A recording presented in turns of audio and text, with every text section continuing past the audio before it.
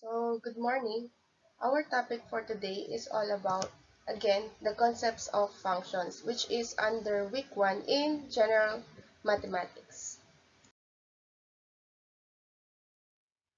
So, our objectives for today is, at the end of the lesson, the learners should be able to first evaluate a function, second, perform different operations and composition of functions, and lastly, show appreciation by solving problems involving functions.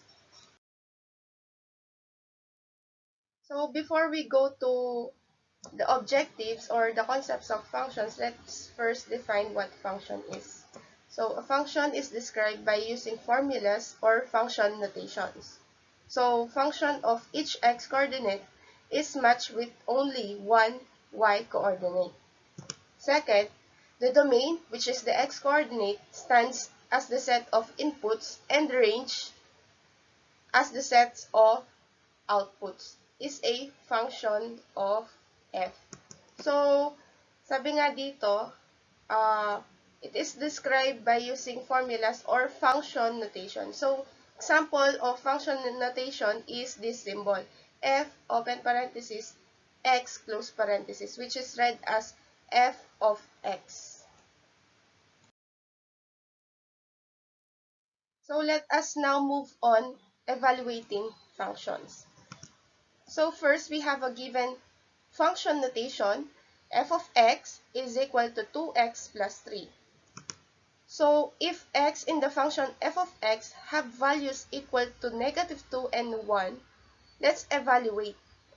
So we have f of negative 2 na kasi we're asked to evaluate the given function notation using the values negative 2 and 1. First, gawin muna natin yung negative 2. So we substitute the value of x here in the given notation by negative 2. So we have f of negative 2 equals 2x plus 3. First step is to substitute the value of x. So we have 2 multiplied by negative 2. Ayun, sinubstitute po natin yung value ng x as negative 2. So 2 multiplied by negative 2 plus 3. And then we simplify. So 2 multiplied by negative 2 is negative 4. So loss of integers under multiplication, positive multiplied by negative is equal to negative. So negative 4 plus 3. And then we simplify again. Negative 4 plus 3, that is negative 1. So our final answer is negative 1. How about, given the same function notation, we're asked to find the function with value of 1. So, same procedure lang. Substitute the value of x by 1. So, f of 1 na siya equals to x plus 3. So, same function notation pa rin kasi dito sa given natin, one function notation lang yung binigay and with different values nga lang. So, f of 1 equals 2x plus 3. And then, we substitute again the value of x by 1. So, we have 2 multiplied by 1 plus 3. So, 2 multiplied by 1 is equal to 2. Then, bring down 3. We simplify. 2 plus 3 is 5. Therefore, f of 1 with this given notation is equal to 5. That is how we evaluate functions. Let us have another example. So we have another example of function notation, which is f of x equals 3x minus 1. So we're asked to evaluate each with values of negative 3 and x plus 2. So, ayan, our first given is f of negative 3 equals 3x minus 1. So, ito kasi inahanap natin, f of negative 3. So, we copy the function notation, then we simplify. Substitute.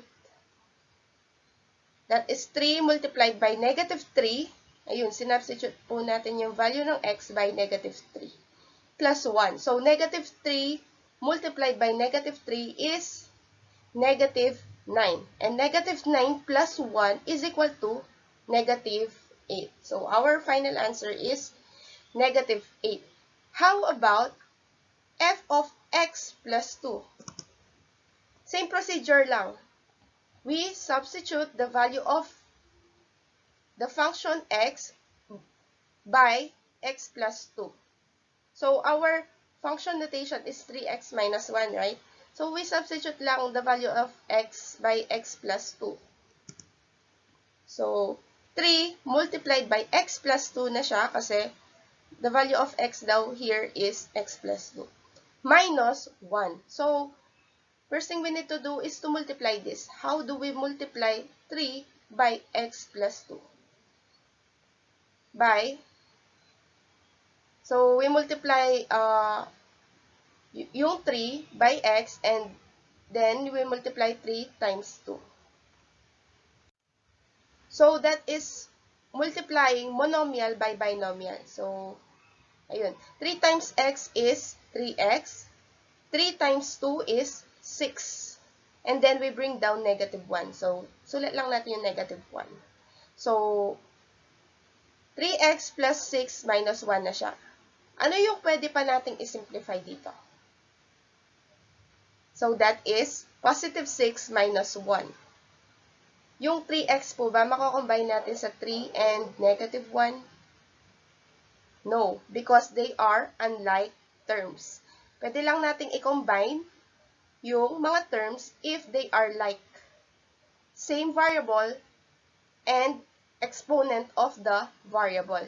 In this case, yung same lang dito is 6 and negative 1. Kaya yung 3x natin is mariremain, magsistay. So, 3x, 6 minus 1 is 5. So, our final answer is 3x plus 5. So, any questions? So, feel free to PM me on my Facebook account, Princess Venerao. You have questions regarding evaluating functions.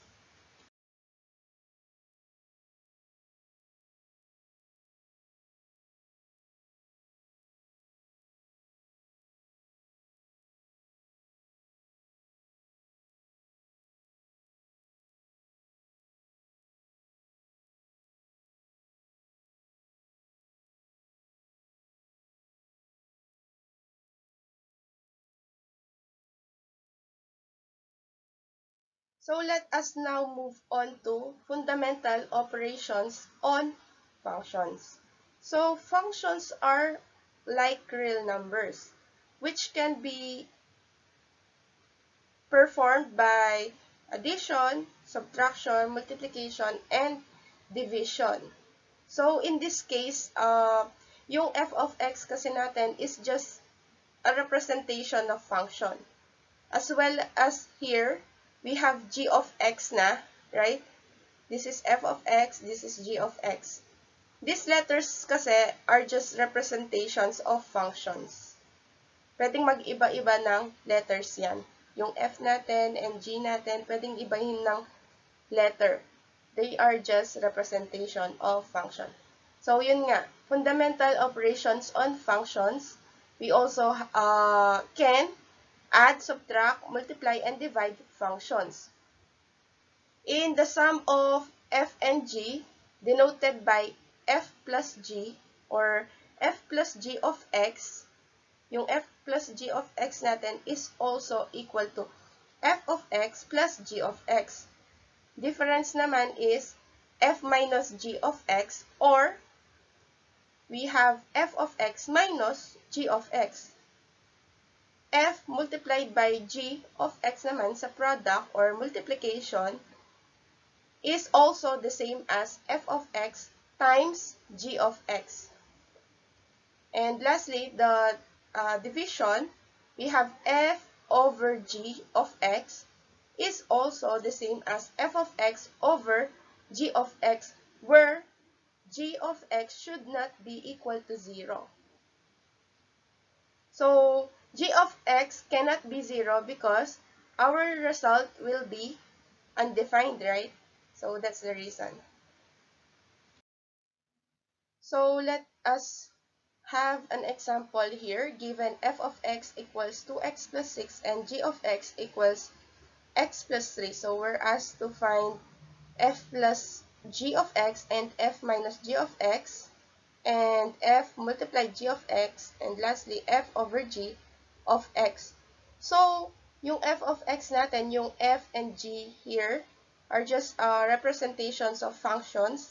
Pwedeng mag-iba yan ng letters. And functions involving operations, or ayun nga, they are just like solving polynomials.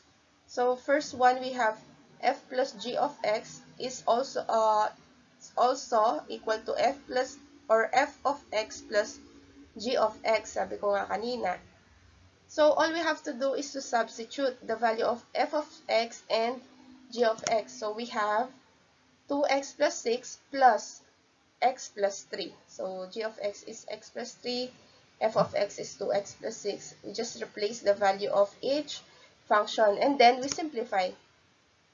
We simplify by combining like terms. Sabi ko nga kanina, we can combine only like terms. If they are unlike terms, we cannot combine them. Same variable, same exponent of that variable. That's how we combine like terms. That is like terms. So 2x plus x is equal to 3x, and 6 or positive 6 plus positive 3 is equal to positive 9. Therefore, our final answer is 3x plus 9. So let's move to difference of functions, which is f minus g of x, which is also equal to f of x minus g of x. So same process lang tayo. We subtract or substitute muna pala. So we have 2x plus 6 minus x plus 3. So paki-correct na lang yung sa SciPacs natin. This is subtraction sign, right? Subtraction dapat to. This is minus. Okay. So this is minus sign dapat. So, sorry for the interruption. So, yun nga, paki-correct na lang yung sa SciPacs natin. This is subtraction. And then, how do we subtract integers? Ganun din sa subtracting polynomials. We change the sign of the operation as well as the sign of the second term, which is x plus 3. So, positive x will become negative, positive 3 will become negative 3. And this x, our subtraction sign, will become addition sign. So, or we can simplify ng 1 by 1. So, 2x minus x. Pwede rin yun. 2x minus x is x, right? Positive 6 minus positive 3 is positive 3. So, mali din yung sa SciPacs natin. Paki-correct na lang. So, this is plus or positive. Okay, correct natin dito. Ayan. So, the difference of functions, f minus g of x is equal to x plus 3, given this. Okay. So, let's now move on to multiplication of functions or product of functions. F times g of x is also same as f of x multiplied by g of x. So, substitute muna. Laging ganon, substitute lang kayo. So, we have 2x plus 6 times x plus 3. And then, we do FOIL method. First, out, in, last. So, first muna, 2x times x is 2x squared. 2x times, yung pangalawa naman, 3, that is 6x, right? So, we have 6x. Sulat muna natin dito. Ayan. Next, 6 times x, we have positive 6x. So, positive 6x. So, ma'am, bakit po dito pwede nating i-combine yung unlike terms. So, applicable lang yung combination ng like terms sa multiplication and or addition and subtraction. Pwede kayo mag-combine ng like terms. Applicable lang yon sa addition and subtraction. Pero sa multiplication, hindi na po siya. Loss of integers na yung gagana doon, which is kapag nag-multiply ka, yung mangyayari sa exponent ng variable mo is mag-a-add lang. So, kaya yun dito, 2x times x is 2x squared kasi x here, or 2x in x has an exponent of 1, and x here has also exponent of 1. So, 1 plus 1, that is 2. Kaya naging 2x squared to. Ayun nga. So, next na tayo. That is also 6x, right? 6 times x is 6x. How about 6 plus, or 6 multiplied by 3? That is 18. So, we combine this. Ngayon na tayo magko-combine. 6x plus 6x is 12x. So, that's why our final answer is 2x squared plus 12x plus 18. So, burahin muna natin to.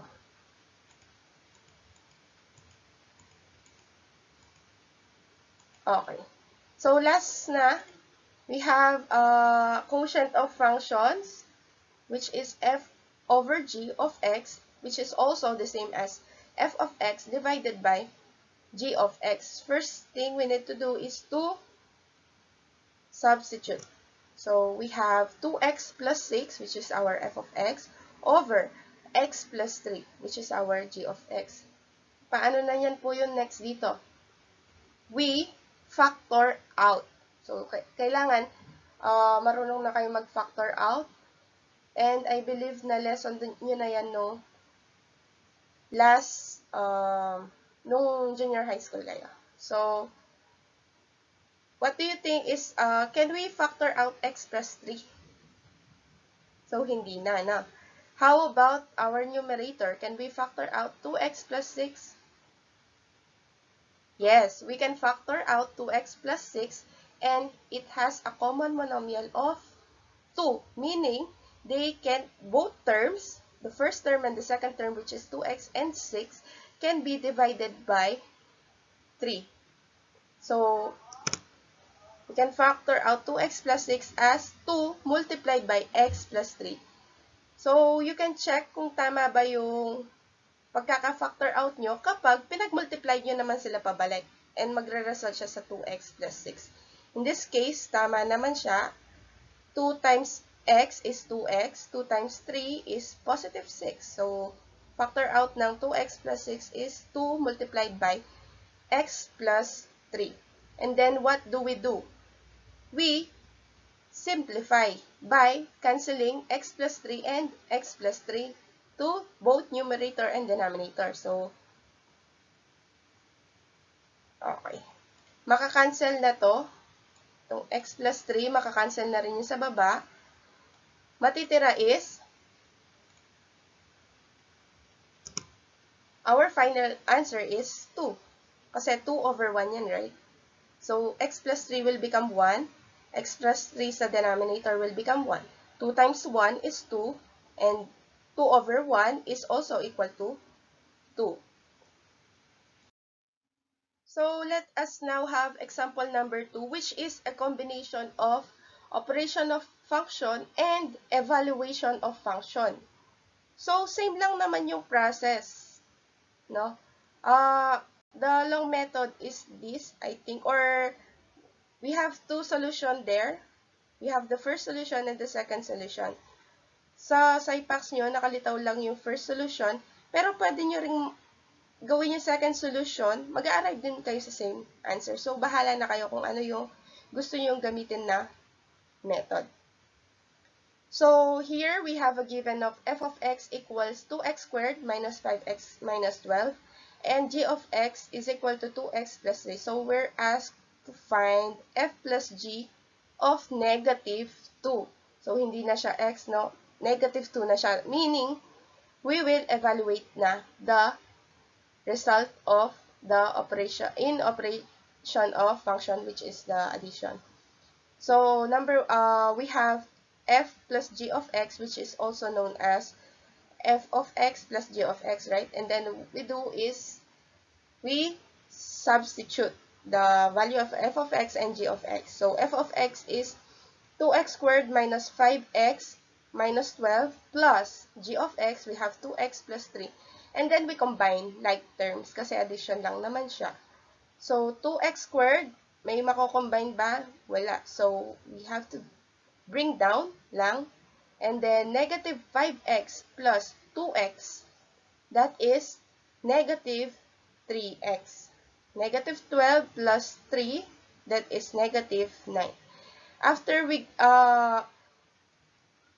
nating makuha yung sagot dito sa operation of function, f plus g of x, we substitute na. That's the time we evaluate the function. So we have negative 2, right? So we replace the value of x by negative 2 sa final answer natin dito. So we have 2 multiplied by negative 2 squared minus 3 times negative 2 kasi may x pa tayo doon, minus 9. So, following PEMDAS, exponent muna, 2, so exponent muna tayo. Negative 2 times, or negative 2 squared is equal to negative 2 times negative 2. Negative 2 times negative 2 is positive 4. Multiplying both negative sign will result to positive. Okay. So, 2, so parenthesis na tayo. 2 times 4 is 8. Minus, so, or 2 times 4 is 8. Then, this 3 has a sign of negative. Sa subtraction siya, right? So, negative 3 times negative 2 is positive 6. Bring down negative 9. And then we simplify. 8 plus 6 minus 9 is 5. So, our final answer is 5. Paano naman po yung other solution? So, sa other solution natin, pwede tayong mag-evaluate agad. So, we have f of x. Gawin natin siyang agad f of negative 2. Then, we substitute 2x squared minus 5x minus 12. We have 2 times negative 2 squared minus 5 times negative 2. Ayan, 5x kasi. Minus 12. Then, we simplify. So, negative 2 squared is 4. That's negative 2 times negative 2, right? So, 2 times 4 is 8. So, negative 5 times negative 2 is 10. Bring down negative 12. So, 8 plus 10 is 18. Minus 12 is 6. So, hindi pa po dun tapos kasi f of x pa lang siya. How about g of x? 2x plus 3. Gawin na nating g of negative 2. We evaluate na agad. So, that is 2 times negative 2 plus 3. Substitute the value of x by negative 2. And then we simplify. 2 times negative 2 is negative 4 plus 3. Then negative 4 plus 3 is negative 1. And that's the time we perform the operation, which is f plus g of negative 2 is equal to f of negative 2 plus g of negative 2, right? Sabi nga sa definition ng addition of function. So, what is our answer in f of negative 2? That is 6. So, 6 plus, how about in g of negative 2? Negative 1. So, 6 plus negative 1 is 5. We have the same answer but different solution. Pero both are acceptable naman. So, either of the two na gawin nyo, pwede naman siya. So, we move on to the next objective, which is the composition of functions, or the next lesson, which is the composition of functions. So, the composition of function f with g is denoted and defined by f, open parenthesis, this is the symbol for composition of function, open parenthesis, f, circle, g, close parenthesis, open parenthesis, x, close parenthesis, is also equal to f, open parenthesis, g, open parenthesis, x, close parenthesis, close parenthesis. So, bale, it is read as f circle g of x, f circle g of x, or f of g of x. So, kung mapapansin nyo, yung composition of function, parang function din siya na f of x. Yung difference lang dito is sa composition of function, f of g of x, is that, imbis na, di ba, sa function natin is f of x, imbis na x yung nasa loob is, it's g of x. Kaya, naging f of g of x. That is composition of function. Let's look at the example here. So, yung tanong dyan, yung pwedeng maging tanong dyan, equal lang po ba kung yung f of g of x and g of f of x kung baliktad? So, let's find out by discussing this example. F of x is equal to 3x plus 7 and g of x is equal to x squared plus 5. So, we find f of g of x and g of f of x, and let's find out if they are both equal. Okay, first thing is f of g of x muna, which is also the same as, or f circle g of x is also the same as f of g of x. So, we substitute muna the value of g of x kasi nga nasa loob siya ng f. So, we have f, open parenthesis, our g of x is x squared plus 5. So, we substitute. So, we have f of x squared plus 5. And then, parang babalik lang kayo dun sa evaluating of function kanina na in-example ko na f of x plus 5, di ba? May example tayo on our previous slide. Parang ganun lang din yung gagawin nyo dito. Pero yung value ng x natin dito is the g of x, which is x squared plus 5 na. So, what is our f of x? That is 3x plus 7, right? So, yung 3x plus 7 natin, isa-substitute natin yung value ng x niya dun sa value ng g of x. That is f of g of x. So, we have 3x plus 7. So, substitute natin yung x as x squared plus 5. So, we have 3 multiplied by x squared plus 5 plus 7. And then, we simplify. Multiply muna natin. 3 times x squared, that's 3x squared. 3 times 15, that is, or 3 times 5, that is 15. Then, bring down 7. And then, we simplify. So, we can combine like terms, 15 and 7, and bring down 3x squared. So, we have 3x squared plus 15 plus 7 is 22. So, that is our final answer in f of g of x. How about g of f of x? So, it's just the same as g of f of x sa g circle f of x. So, ganun lang din yung process. We substitute the value of f of x kasi yun yung nasa loob natin as 3x plus 7 kasi yun yung given. So, we have g multiplied by 3x or g of 3x plus 7 pala. G of 3x plus 7.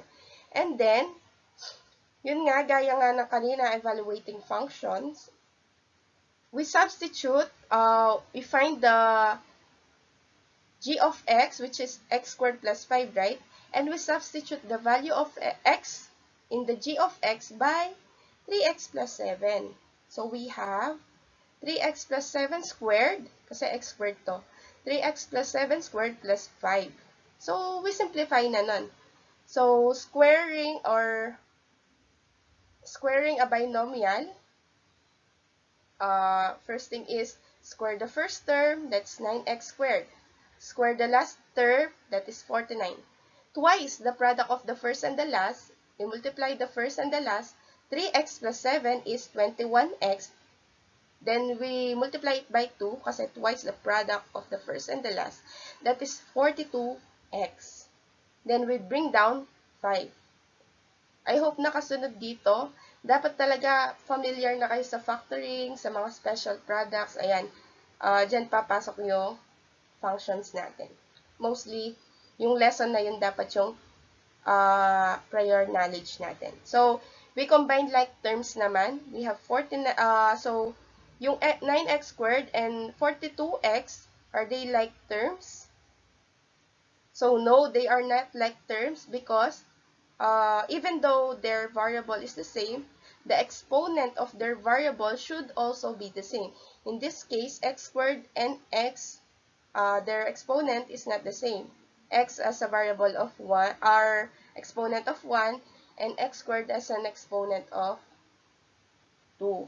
Or 2 yung exponent ng x squared. So, bring down lang natin kasi hindi naman natin sila pwedeng i-combine. So, we have 9x squared plus 42x. So, 49 plus 5 is 54. So, therefore, g of f of x is equal to 9x squared plus 42x plus 54. Therefore, our conclusion here is that f of g of x is not the same as g of f of x. So if you have any questions regarding composition of function, feel free to message me or you can comment down below. So let's now move on to solving problems involving operation of functions. So here's the problem. Find the polynomial that represents the length of a rectangle or rectangular field if the area is 2x cubed minus 11x squared minus 22x plus 7 square meters. And the width is x minus 7 meters. So, ayun nga. First thing we do is we draw. So, we draw a rectangular field with an area daw. Yung area daw nito is 2x cubed minus 11x squared minus 22x plus 7. So, yung width naman niya is x minus 7 meters. Tinatanong dito is yung length niya. So, find the polynomial that represents the length of the rectangular field given this situation na may area tayo, may width tayo. So, solution nun is that first is we find the formula for the area of a rectangle. So, area for a rectangle is equal to length times width. And then we derive the formula in terms of length na. Kasi yung kinukuha natin is length. So, paano natin maalis yung width dito sa kasama ng length? So, we divide both by width. So, length width divided by width. So, makakancel yung width natin. Matitira is length. Ayan, length. Area divided by width is area over width. So, bakit po nag-interchange sila? So, pwede naman. Pwedeng dito sa right si length, dito sa yung A over W, dito sa left siya. Pwede rin namang, ayan, magpalit kasi may equal sign naman tayo. Sign of equality. So, and then, we substitute na. We replace the function of the area and width. So, area, sa numerator siya. So, substitute. 2x cubed minus 11x squared minus 22x plus 7. All over our width, which is x minus 7. So, we factor out. Yan, kailangan marunong din kayong mag-factor ng polynomials. Ayun, pwede nyo gamitin yung trial and error. Pwede din gamitin yung quotient. Quotient ba yun? So, ayun. Pwede nyo gamitin yung synthetic division din. Kung, ayun, lesson nyo na yun nung junior high school kayo. So, yun. And then, yung factor out ng, if factor out natin yung numerator natin, that is x minus 7 multiplied by 2x squared plus 3x minus 1. So, we can cancel na, di ba? X minus 7 and x minus 7. This becomes 1, and x minus 7 in the denominator becomes also 1. So, 1 times 2x squared plus 3x minus 1 is 2x squared plus 3x minus 1 over 1, or 2x squared plus 3x minus 1 meters. Huwag po natin kakalimutan yung unit of measurement. So, in case na pwede pa itong i-factor yung 2x squared plus 3x minus 1, in case na, halimbawa, pwede pa siyang ma-factor sa given natin sa pinapasolve natin sa modified assessment, kahit hindi na i-factor kasi isi-simplify nyo pa rin. Babalik din kayo sa 2x squared plus 3x minus 1. Nakuha po. So, do you have any questions? Clarifications? If you have, you can message me or you can comment down below. Ayun. So, I think that's it. You can solve now or you can answer the modified assessment na. So, thank you. Have a good day. Ingat.